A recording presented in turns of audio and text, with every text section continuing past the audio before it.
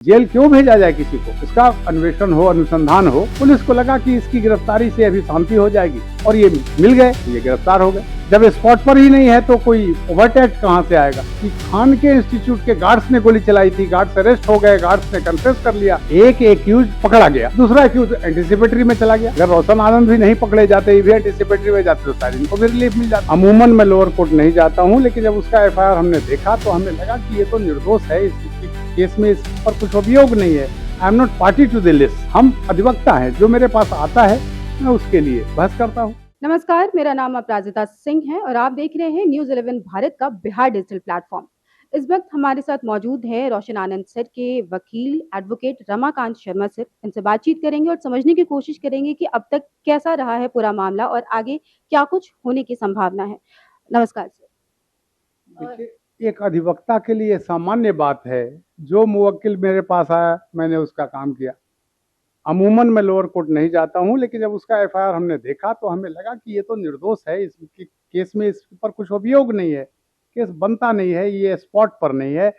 जब स्पॉट पर ही नहीं है तो कोई ओवरटेक कहां से आएगा। तो मैंने एक्सेप्ट किया, मैंने जाके बहस किया, उसकी जमानत हो गई। जैसे कि सर आपने कहा कि इसमें कोई केस ही नहीं बनता, वो वहाँ पे थे ही नहीं, तो क्या ऐसा लगता है कि इस पूरे मामले में पुलिस की भूमिका काफी संदेह में है? मैं ऐसा नहीं कह सकता। पुलिस अभी अनुसंधान कर रही है, पुलिस किसी निष्कर्ष पर नहीं पहुंची है। फाइनल फॉर्म हो जाएगा उसके फेवर में, केस झूठा पाया जाएगा या चार्जशीट होगी तो फिर उसको टेस्ट किया जाएगा हाई कोर्ट में। अनुसंधान गलत हो रहा है इन्वेस्टिगेटिंग एजेंसी का, ये मैं कैसे कह सकता हूँ। लोग देख रहे हैं, आप लोग मीडिया के लोगों ने इस केस को बहुत ही फैला दिया है, केस सेंसिटिव हो गया है, तो अनुसंधान होगा। पुलिस गड़बड़ी नहीं करेगी, जो अनुसंधान में उसको मिलेगा वो उसका रिपोर्ट करेगी, फाइनल फॉर्म करे या चार्जशीट करे। सर एफआईआर को लेकर के काफी कुछ चर्चा में रहा है। कल भी रोशन आनंद सर 4 घंटे वहां पे मौजूद थे, लेकिन एफआईआर दर्ज नहीं हो पाई है अभी तक। इसको लेकर के क्या कुछ चल रहा है? एफआईआर अगर कोई पुलिस नहीं दर्ज करती है तो आप जाइए कोर्ट में कंप्लेंट फाइल करिए।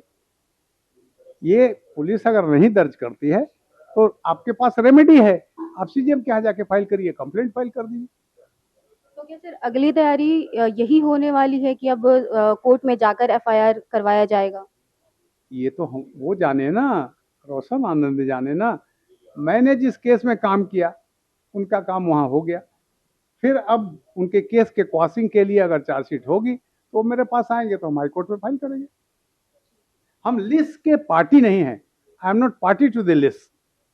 हम अधिवक्ता हैं, जो मेरे पास आता है मैं उसके लिए बहस करता हूँ, उसको रिलीफ दिलाने की कोशिश करता हूँ। सर इस पूरे मामले में एक नया मोड़ तब आया जब रोशन सर के भाई की मौत की खबर सामने आई। तो प्रिंस यादव की मौत को किस नजरिए से देखते हैं आप?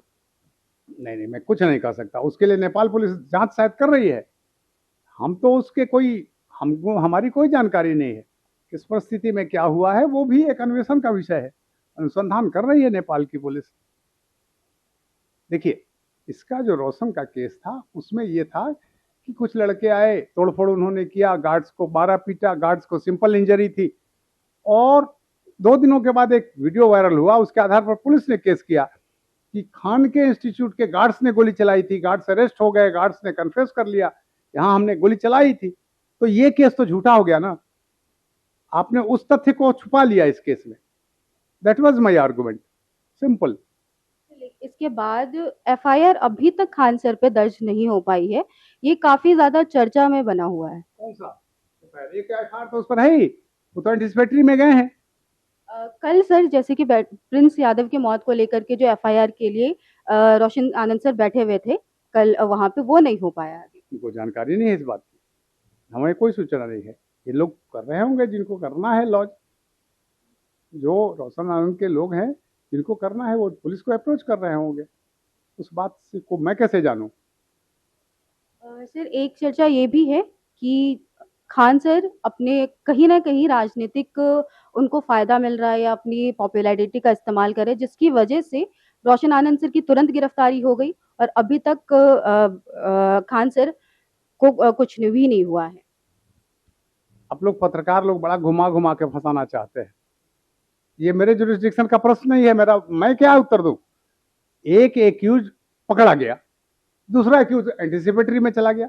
अगर रोशन आनंद भी नहीं पकड़े जाते, ये भी एंटिसिपेटरी में जाते, तो शायद इनको भी रिलीफ मिल जाता। समझ गए? एक प्रक्रिया है। मान लिया हंगामा हुआ था, सेंसिटिव मैटर था, दो इंस्टीट्यूट के लड़के थे, पुलिस को लगा कि इसकी गिरफ्तारी से अभी शांति हो जाएगी, और ये मिल गए तो ये गिरफ्तार हो गए। अब ये उनका है दुर्भाग्य कि वो गिरफ्तार हो गए, जबकि उन पर अभियोग कुछ नहीं था। दूसरे जन चले गए एंटीसिपेटरी में, वहां उनको प्रोटेक्शन मिल गया। अब वो केस पेंडिंग है अभी। जमानत कोई बात नहीं है, bail is right, jail is exception. Jail क्यों भेजा जाए किसी को? उसका अन्वेषण हो, अनुसंधान हो, पुलिस एक स्थिति में आएगी, फाइनल करेगी केस को या चार्जशीट करेगी। ये उसका अनुसंधान हो रहा है, उसको आप अभी से डाउट करने का कोई कारण नहीं है।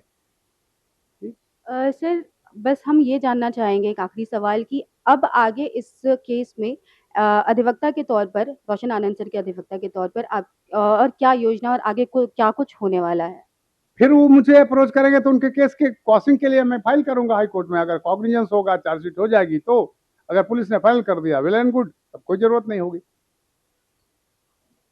तो हमने अभी बात की रोशन आनंद सर के अधिवक्ता एडवोकेट रमाकांत शर्मा जी से, और इन्होंने जैसे कि बताया कि जो चीज़ें चल रही थी और जिस इनको अप्रोच किया गया था, उसमें इन्होंने अपने स्तर से काम किया, और आगे जहां प्रिंस यादव की मौत के एफआईआर का सवाल है, उसमें जिस तरीके से रोशन आनंद सर की अभी तक उन एफआईआर दर्ज नहीं की है, ये एक अलग विषय है, और आने वाले समय में इस पर देखा जाएगा कि और कुछ क्या हो सकता है।